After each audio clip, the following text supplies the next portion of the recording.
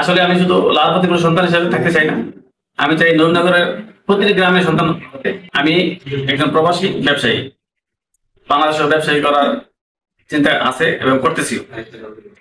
নবীনগর নিয়ে আমার ছোটবেলা থেকে চিন্তা আছে, কারণ নবীনগরে যে অবহেলিত মানুষগুলো আছে তাদেরকে আমি সামনে নিয়ে আসার চেষ্টা করতেছি।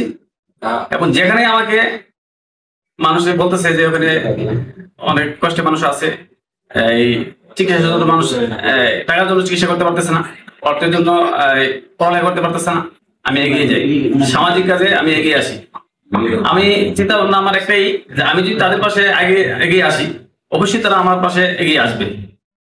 নবীনগরে আমি বিগত অনেক এমপি দেখছি, তারাও ভালো ছিল, তারা যতটুকু করেছে আমি চিন্তা করতে পারলাম আরো অনেক কিছু করার আছে, আমি সেগুলো করতে চাই। নবীনগরে টেকনিক্যাল একটা কলেজ করতে চাই, যদি সরকার না দেয় আমি নিজে অর্থায়ন করতে পারি, ভালো একটা হসপিটাল করতে পারি। আমার ওয়াইফ ডাক্তার, ওই চিন্তা আমার আছে, উন্নত মানের একটা হসপিটাল করার নবীনগরে। যারা গরিব আছে, চিকিৎসা করতে পারে না, তাদেরকে বিনা পয়সা চিকিৎসা করতে পারে নবীনগরে, সেই ব্যবস্থা করার চিন্তা ভাবনা আমার আছে। আমি আমার একটা মেয়ে আলহামদুলিল্লাহ আমাকে অনেক দিছে, আমি চাই আমার একটা অংশ নবীনগর মানুষের পাশে, মানুষের মাঝে বিলিয়ে দিতে, এবং সবসময় আমার একটা অংশ আমি নবীনগরের পিছিয়ে পড়া মানুষগুলোকে দিয়ে আমি এগিয়ে আনার জন্য আমি সবসময় চেষ্টা করব। রাজনীতি আমার এটা কোনো পেশা না। আসলে রাজনীতি না করলে হলে মানুষের পিছনে থাকা যায় না। বুঝতে পারতেছি না কে কোথায় আছে না আছে। রাজনীতি আসলে আমি তাদের জন্য আর বেশি কিছু করতে পারবো, সরকার থেকে করতে পারবো, নিজের থেকে আমি করতে পারবো। সেজন্য আমার ইচ্ছা আছে আমি রাজনীতি করার, দল থেকে করি, স্বতন্ত্র থেকে করি।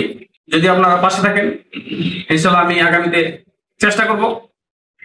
সেই চিন্তা ভাবনা নিয়ে আমি এগোচ্ছি।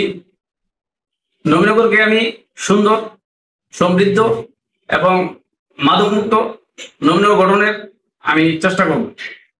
আপনারা আমার পাশে থাকবেন এবং নবীনগরের অবহেলিত এলাকাগুলা বা অবহেলিত মানুষগুলা, দারিদ্র মানুষগুলা, আপনারা ওই খবরগুলো আমাকে দিবেন, আমি তাদের পাশে যেন দাঁড়াতে পারি। কারণ আমি তো একা মানুষ, আমি তো জানি না কে কোথায় আছে, কি অবস্থায় আছে।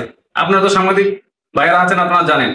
ওই খবরগুলো আমাকে পৌঁছালে আমার সাধ্য মতো আমি তাদের পাশে গিয়ে দাঁড়াবো।